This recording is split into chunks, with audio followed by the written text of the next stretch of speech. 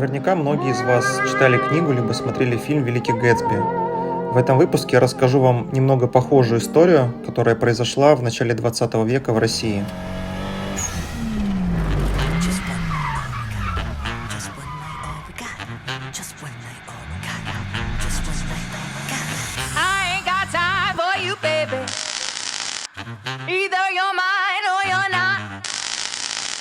Make up your mind, sweet baby. Right here, right now is all we got. A little party never killed nobody, so we gon' dance until we drop. A little party never killed nobody. Right here, right now is all we got. Всем привет, это канал Архилайф, я Иван Черничков. Это последний выпуск нашей серии майских путешествий. Мы находимся на территории усадьбы Храповицкого. Уникальный комплекс, построенный в несколько европейском стиле в конце 19 века. Общая площадь его составляла порядка 40 гектаров. И на территории этого комплекса было построено 70 различных архитектурных объектов. Из них, к сожалению, сохранилось только 20. Мы сейчас пройдемся по ним и рассмотрим. Значит, вся усадьба была сформирована в конце 19 века полковником лейб-гвардии Владимиром Храповицким.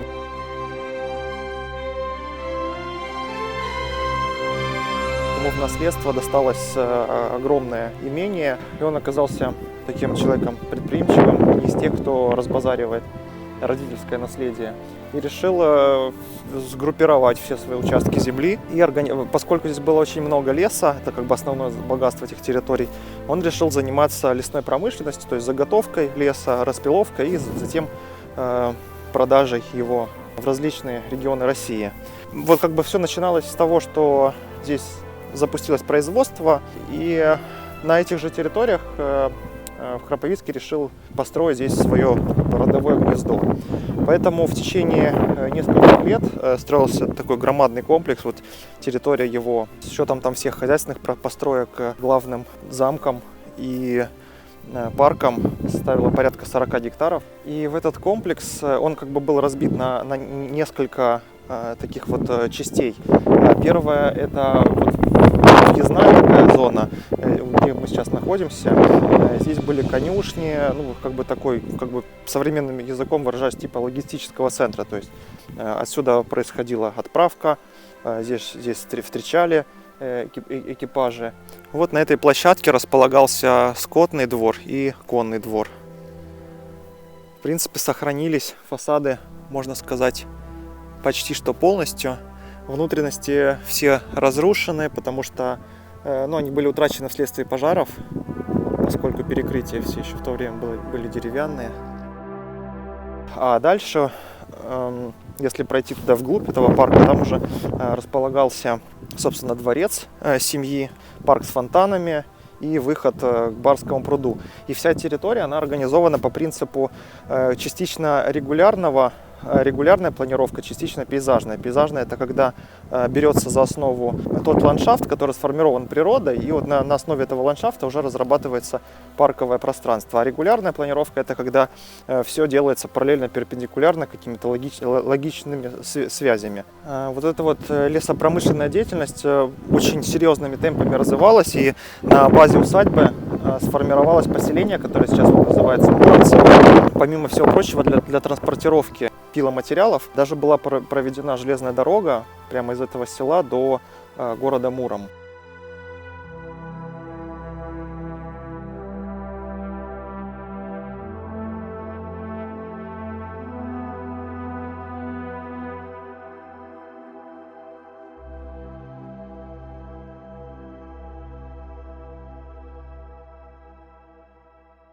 Я, конечно, был поражен этим комплексом, потому что настолько разнообразная архитектура. Здесь вот использование красного кирпича. Для этого региона совсем не свойственная стилистика. Но еще в Подмосковье можно что-то подобное встретить. Там усадьба Герцена. А во Владимирской области такой комплекс. К сожалению, он, конечно, сейчас в ужаснейшем состоянии. И неизвестно вообще, кто его, когда за него возьмется, чтобы его восстановить. Вот карта всего комплекса. Мы начинали отсюда. Вот 2 и 3 это конный двор и скотный двор. 1 это главный дом. Затем 4 это у нас церковь, в которую мы сейчас пойдем. И от главного дома развивается вот вся композиция вниз к Барским прудам. И тут еще есть такой интересный объект, называется это лодочный павильон. Был тут еще театр при Храповицком построен, но он, к сожалению, не сохранился. Прям целолетний театр. И вообще вся территория комплекса была электрифицирована, все дорожки подсвечивались, и дом тоже туда было проведено электричество, канализация. Но по тем временам, по последнему слову техники, было все сделано. По мере того, как усадьба разрасталась, появилась необходимость построить здесь храм, куда люди могли бы приходить молиться. И поэтому Храповицкий подал такой запрос, чтобы возвести здесь храм, получить разрешение на строительство и осветить его. И вот был построен этот прекраснейший храм Александры Римской. Вроде как и православный, но при этом тоже очень хорошо сочетается со всем комплексом.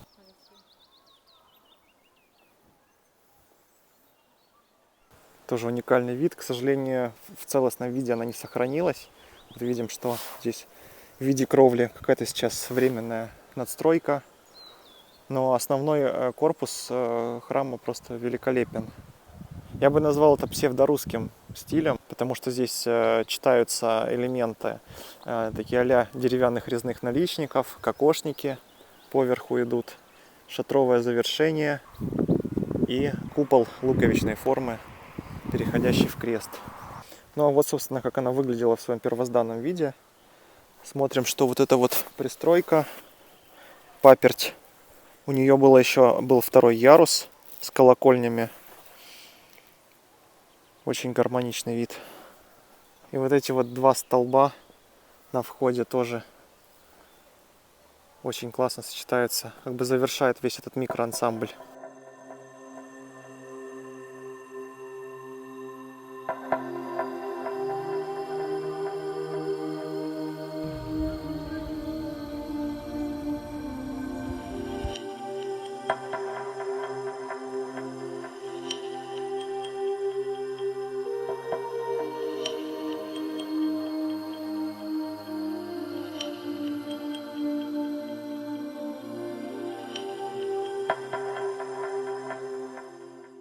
Ну и, собственно, главный дом всей усадьбы представлял собой асимметричную архитектурную композицию, состоящую из 2 отличных друг от друга формообразующих и разновременных построек. Юго-западную двухэтажную часть здания, построенную в период с 1884 года по 1888 по проекту Петра Бойцова, в романском стиле по образу и подобию замков французских королей и аристократии. К зданию примыкала 3-ярусная круглая башня. В 1906 году ансамбль дома завершился возведением северо-восточного крыла в виде мощной 4-этажной крепостной башни с круглым донжоном, зубцами и навесными башенками. Здание строилось по последнему слову строительного искусства со всем возможным для своего времени комфортом. Это электрическое освещение дома и парка от автономного локомобиля, дававшего ток, центральное отопление, водопровод и канализация, работавшие от парового насоса, закачивающего воду в огромные емкости 2 водонапорных башен, телефоны в комнатах, а также собственная телеграфная станция в имении.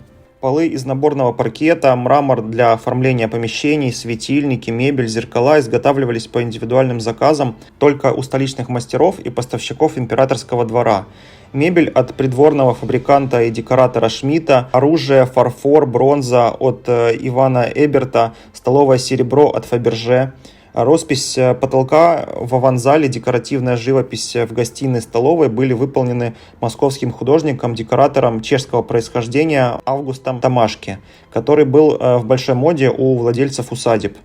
Каждая комната была отделана по-особому, как во дворцах Петербурга. В доме Храповицкого были зеркальная, янтарная, малахитовая, голубая, розовая и другие комнаты. Настоящим украшением интерьера служила большая коллекция картин, ковров, гобеленов, старинного оружия и рыцарских доспехов. Усадьба развивалась и процветала вплоть до 1917 года, до всех событий революции. И когда все богатые люди покидали Россию, Храповицкий тоже был в их числе. Он потратил определенное время на то, чтобы описать все свое имущество, чтобы оно просто как бы не подверглось разворовыванию. И после этого уехал. И уже в период революционных действий постепенно вот это вот все его имущество, там что-то передавали музеям, что-то распихали по каким-то госучреждениям, там какую-то мебель, картины, там тоже в частные музейные коллекции, не в частные, а в государственные музейные коллекции Владимира Суздальского музея-заповедника. А сам вот этот главный дом использовался сначала под лесохозяйственный, лесопромышленный институт, потом техникум. А затем просто, когда уже техникум отсюда съехал, просто он был в заброшенном состоянии. Затем в 50-е годы пожар. В 1974 году была попытка восстановить этот комплекс, но не увенчалась успехом. И так оно все потихонечку начало угасать. И уже вот в 2000-е годы уже попытались сформировать некий, как заповедную территорию на основе этого всего парка. И стоит вопрос о том, чтобы его реконструировать, но пока что это так и находится все в подвешенном состоянии.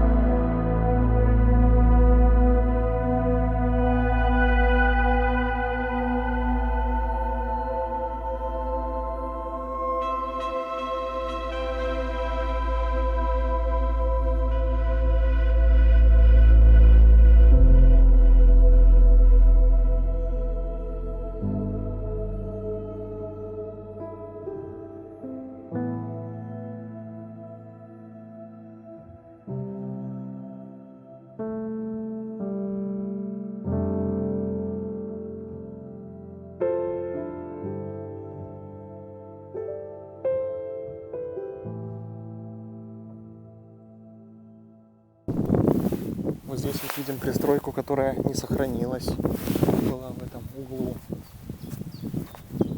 Фронтоны вот здесь вот такие ступенчатой формы. Там просто был скошенный фронтон. Круглая в плане башня с конусовидным завершением замкового плана. Вытянутые окна, потом окна с таким завершением готическим.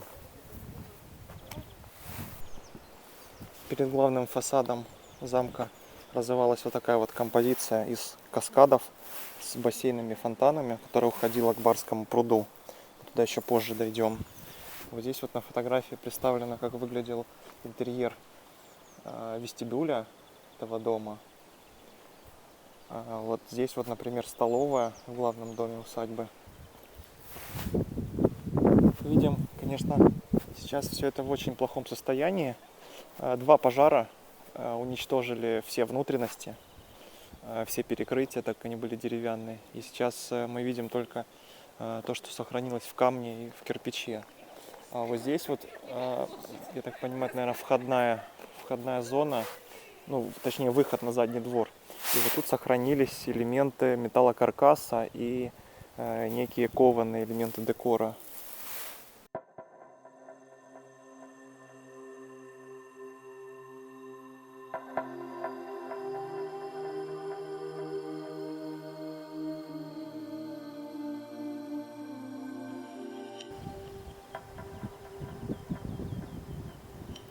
Все, что осталось от каскада водопадов и фонтанов.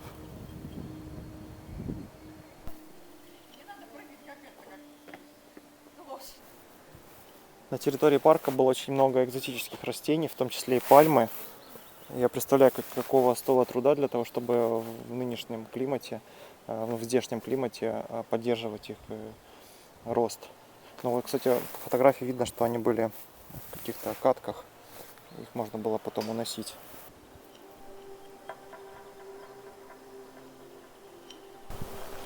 Спускаемся от главного дома. Везде его называют дом, я все почему-то хочется его назвать замком. И вот здесь даже сохранились основания этого каскадного бассейна с водопадами, который тянется прямо к пруду.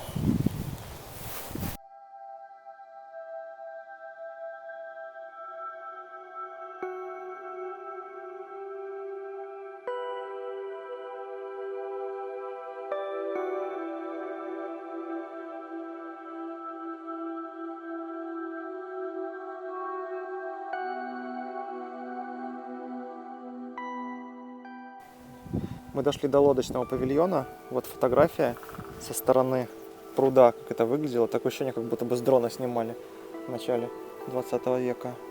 Вот он, этот павильончик. И здесь, что меня удивляет по фотографиям, даже как будто бы яхта стоит.